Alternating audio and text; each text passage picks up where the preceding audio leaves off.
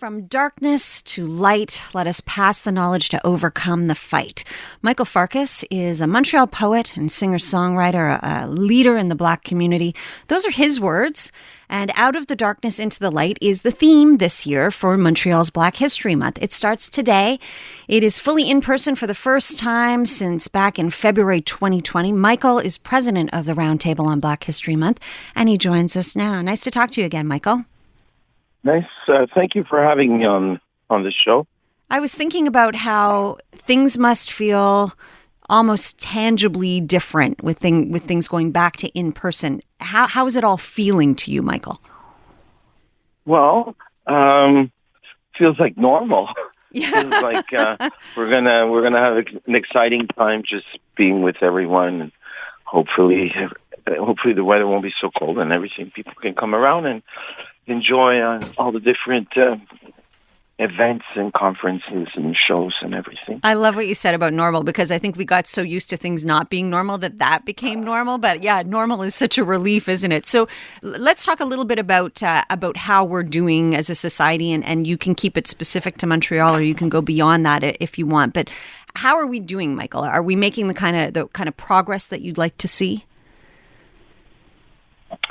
Well, it seems, I think at the ground level, definitely we're moving on. I think a lot of people are more aware of each other and where they come from, and that we need to respect them. On the political side, they've obviously put in place different laws and different ways of looking at things, so that to not allow discrimination, prejudice, racism, and so on, as we see people being named here and to chair this or that. So we hope that at the ground level it will really have the impact amongst the youth and amongst in private companies, corporations everywhere. So there's still work to be done, but I think we're definitely many Black folks basically are playing an important role wherever they work, and often that's the first place that if we better there, I think we're better off everywhere. Then again, level the plains in terms of economically being stable, being sound, and that's still lacking. I think I don't think Blacks overall there, because we come from so many different places, that we're well represented in entrepreneurship in different fields of business yet, or even on boards of directors at high levels. Especially in Quebec. I think that we're late. We're still, we still don't have no restaurants. Many restaurants right there on St. Catherine and all the place. There's not many. If there's one, but you have to count them and so on. So I think we can do better on different angles, and our youth will definitely want that and push for that, so that we can be part of the economic growth of this province. Michael, can I ask, with respect to the city itself and programs in place here and talking to the administration here, are you happy with what you're hearing and getting back? You mean with the new chief of police, with the announcement of Trudeau and so on? Well, let's start with the chief of police. Which one? Because there's so many with which one? Sorry. Let's start with the chief of police. We had a chance to talk to him the other week. He seems to be very open to the idea of meeting with the community, talking to people in the community. Do you get that sense? He's a man of color himself. Yeah, if you want to put him on. We all are, even you there. Everyone's of color in a certain way. Fair enough. Different shades, but we're all of color.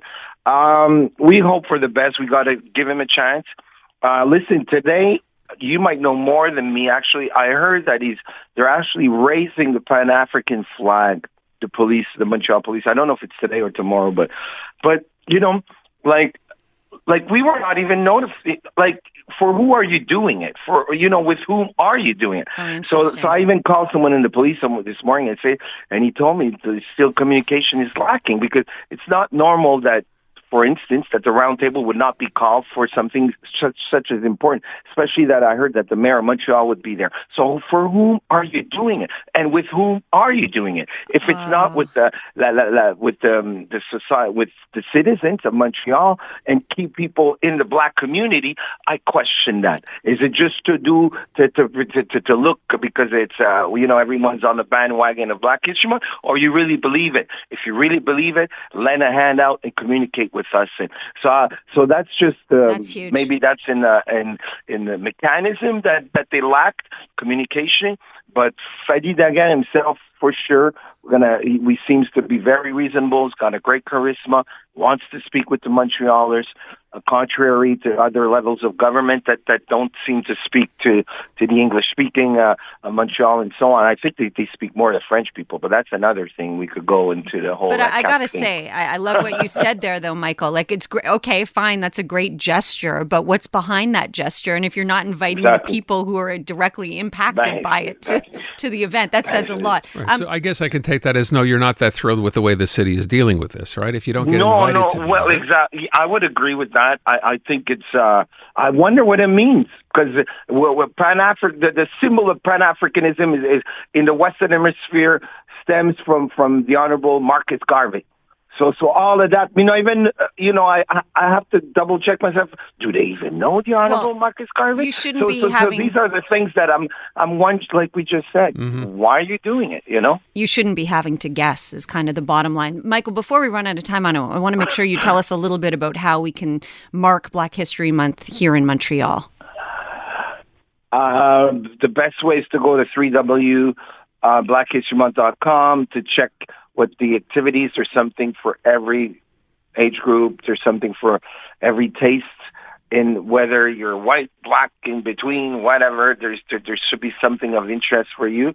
Go dig, go find out, go study, go reflect, and enjoy yourselves too throughout this month and beyond.